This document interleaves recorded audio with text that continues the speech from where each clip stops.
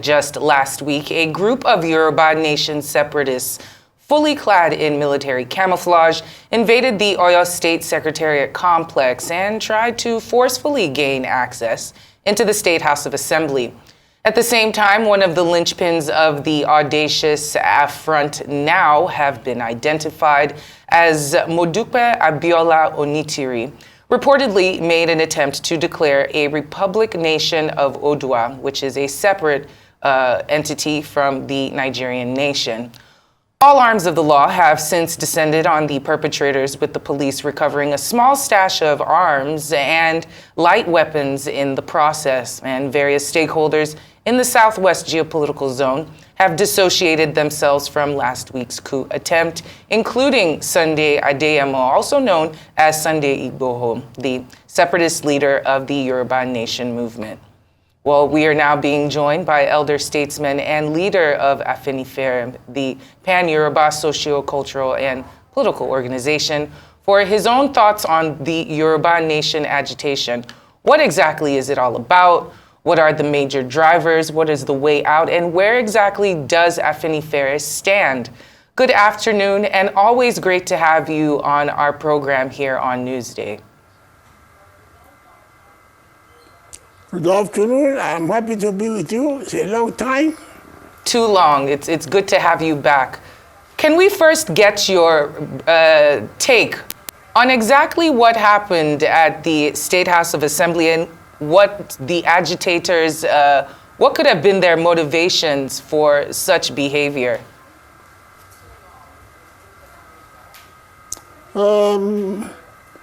Is that Dr. Awa? It is Hawa, sir. Who is speaking? Is that Awa? Yes. Is that Awa? It is Hawa, yes. Thank you very much. Yes. Yes. I'd like to make one point clear. And you press people must help us to make things clear. Don't confuse genuine organization with people who want to make a name. The Yorubas have never been connected with separation in Nigeria. If anything, Shifauno led the Yorubas to keep Nigeria together. And personally, I was in Bonu in 1979, campaigning for the UPN for Nigerian unity. The question of separation never arose in our program. The question of separation people are mixing up, particularly with Igboho and Professor Akintoye, is when they refuse to reconstruct Nigeria. Our own position is not for separation. Our own position is that the constitution we are having now is not our constitution. That is the Awono position which we are accompanying. It is the military that has brought it together. It is the military that is imposing on it. All that we are complaining about in this constitution was not made by our founding fathers.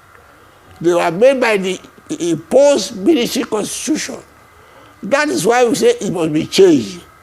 Any amendment, anything is just palliative. It will not work. You cannot keep a nation of Nigeria with several nations, several languages, several cultures, several religions under a unity form of government. That is our stand. And that is the condition that we were brought together by colonialists in 1914. And we are carrying on. And we agreed at Lancaster House in 1954 to stay together under certain conditions which we agreed to. And we are carrying on until 1966, when the military came over. So don't confuse us with those who want to make a name. We are not interested in that at all. What we are saying is change the constitution now to a constitution agreed to by all the stakeholders in the country. The Yorubas, the Igbos, all the ethnic nationalities. We must agree to live together and how to live together. We cannot agree on the constitution imposed by a section of the country. You must make that distinction. Don't confuse us with those who want to make a name or shouting Yoruba nation for relevance. We are not there. What we are there is the constitution under which we are brought together must be in operation. And that constitution recognizes regional autonomy by all the sections of the country. All we are saying is, if the military is going back to the barracks, get it clear. Let them go back to the barracks with their constitution imposed on us and return us back to where they met us. If they are not going to do that, let us sit down and make a new constitution agreed to by all the stakeholders in the country. I think I'm clear. Why should we say we should come together and agree on the constitution? Why should there be a problem if there is no private agenda? Don't confuse us and say, hey, if you don't agree with the unity form of government, you want to separate. And they talk about the question of Nigerian unity is not negotiable. That is utter nonsense. There's nothing more negotiable than the unity of Nigeria. We must agree to live together. You can't impose unity on a diverse nation like Nigeria. You must make that distinction. Chief Adebanjo. Make the distinction between intelligent opposition.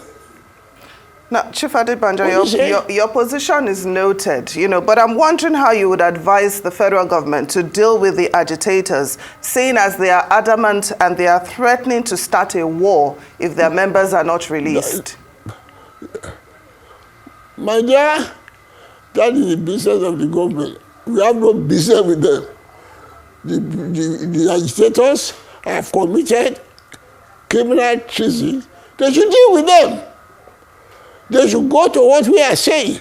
What led by Awolowo is saying is change the constitution to where we were at independence. And I am one of those who say if you don't change the constitution, Nigeria will not exist. You can't call me a secessionist. There's a condition I laid down. This is not the constitution that we will come together. So draw the distinction. Make it clear and let the people know where we stand. There's no question of secession, but to say Nigerian unity is not negotiable, that is not tenable. It's not tenable at all. All we are saying, including the president of today, that is the condition that which we made in contested election in 1999. That if the military is not going to return us back to the constitution we made us, they should convene the sovereign national conference for us to sit together and agree on how to live together and if we want to live together. Simple. We are not part of those who are agitating for Yoruba separation at all. Deal with those who have committed crime and don't connect us with it at all. And address what we are saying. And my advice to Tinubu is the condition under which we came together. It was in the trenches with us. This thing is not unknown to Tinubu. We are in the trenches together, agitating for restructuring of Nigeria so that we can live together in peace. And in the meantime of that reconstruction discussion, let's just harp one more time on the creators of this trouble, those who committed the crimes. There is a Modupe Onitiri Abiola, self-proclaimed leader of this group, who is not here. She is in the abroad. What do you make of her claims? What do you make of her emergence? And does it make you feel a little bit scared that mushroom cells like this have sprung up to tarnish the name, so to speak, of the Yoruba nation?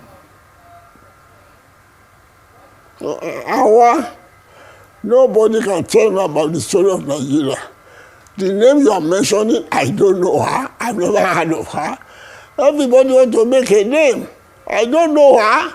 Anybody can come out from the blue to be agitation, and then you connect us with us.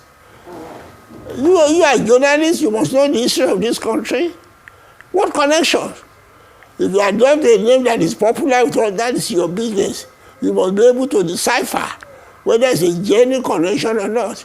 All those of us who are genuine Nigerians have dissociated ourselves. We don't know about that type of agitation. Who is he? Where does she come from? What is her origin? I don't know her. So don't connect us with her at all.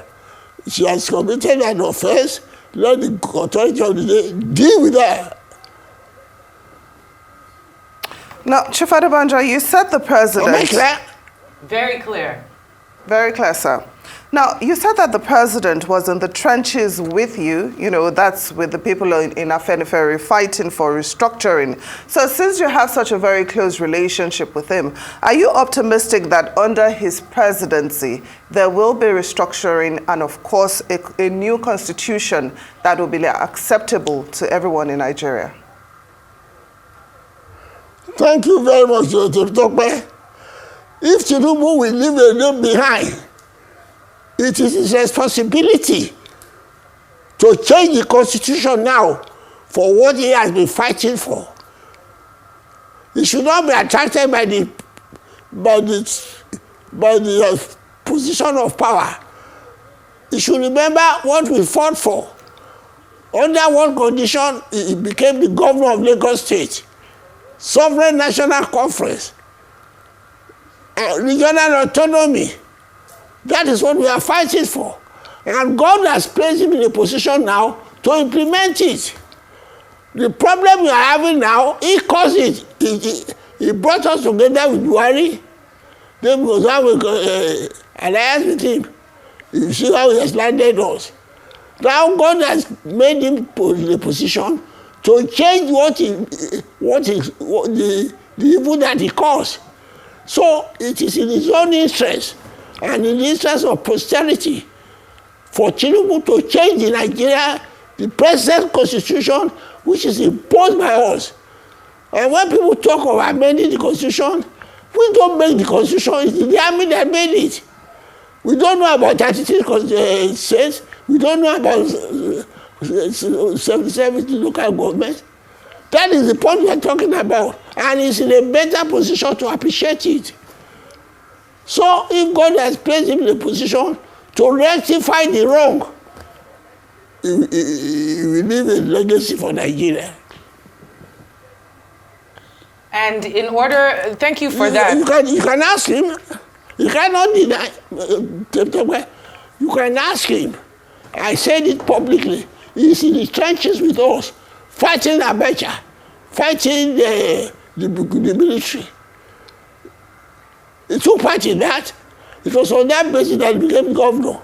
That's what I'm saying. Now that he's in a position to implement what he has been fighting for, he should not waste time to do it at all. And do you... It is incumbent on him to do what he has been struggling for. If there is no hidden agenda. Chief, thank you for that. And we've been talking about this changing of the Constitution and restructuring for a while now. Do you believe that this will be what addresses these spate of insecurity, these kidnappings, the banditry, and of course some of this storming of the state secretariat, these kinds of behaviors? Are you listening? Yes.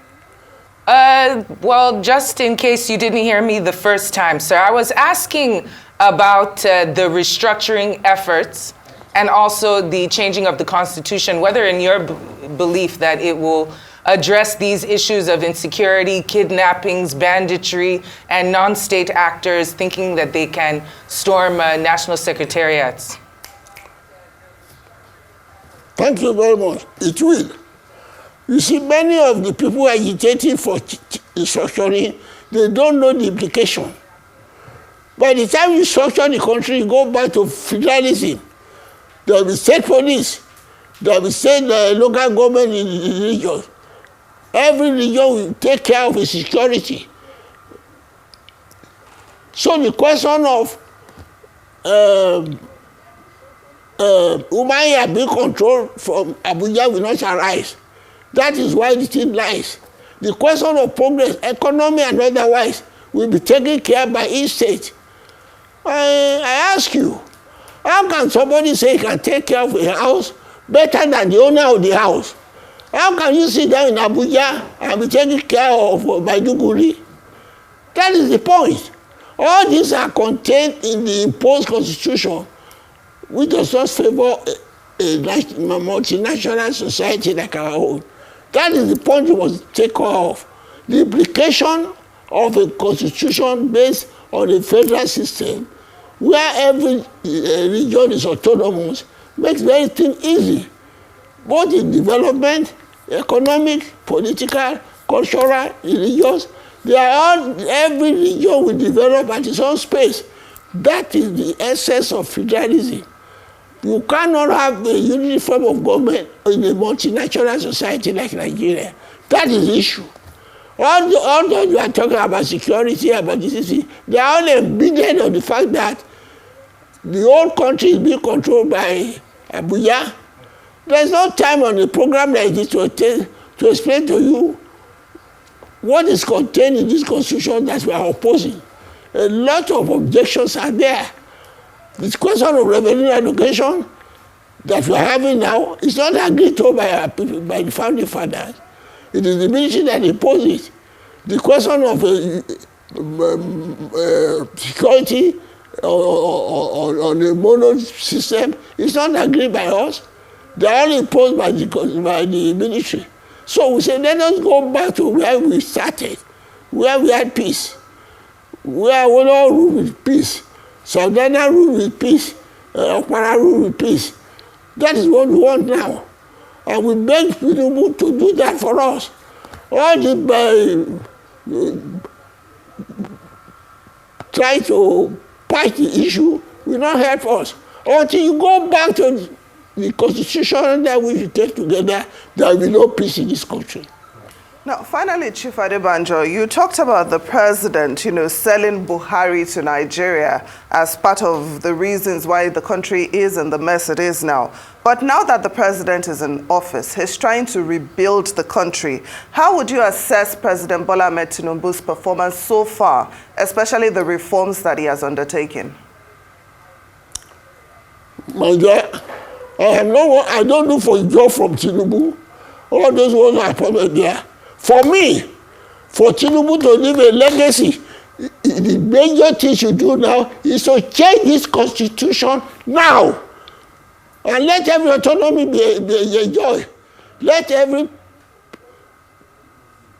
ethnic group, every stakeholder have an autonomy that we had when we became independent in 1960.